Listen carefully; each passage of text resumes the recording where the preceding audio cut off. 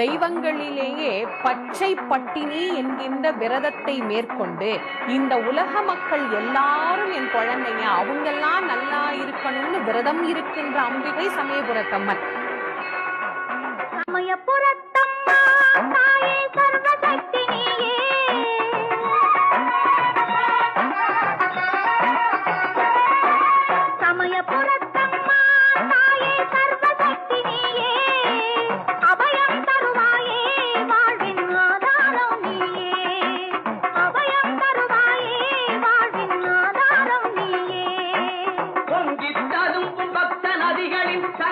சமயபுரம்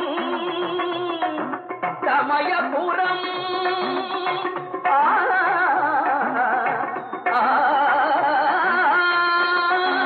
பொங்கித்தரும் பக்த நதிகளின் சங்கமம் சமயபுரம். இங்கே பூதநாய